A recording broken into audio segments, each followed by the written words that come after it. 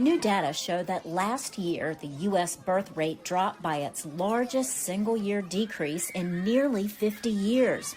The 4% rate drop came from declines in births for every major race and ethnicity and in nearly every age group, even women in their late 30s and 40s, which in past years had seen rates go up.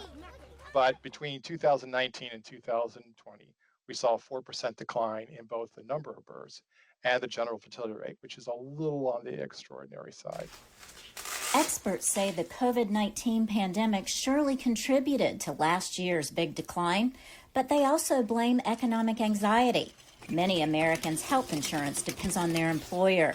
Children are very expensive, and certainly job security, it would be a factor in that. And I think that's one of the compounding factors with the pandemic is sort of the underlying uncertainty about job security. Deidre Miller is an OBGYN and fertility nurse and a mother herself.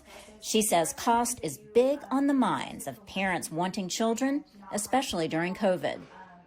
One of the main questions that we hear from patients is, what am I going to be billed after delivery, or even during, their ultrasounds and things? How much is this going to cost? I actually had my daughter last year in March, so she is 14 months old now. Of course, the cost was a huge factor. I might have gotten better care if I had been at a larger hospital. That was a concern of mine.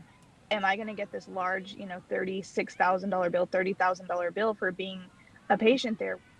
While unpredictable billing in the U.S. healthcare system is a factor in the trend, the situation overall is the same in developed countries with universal health care.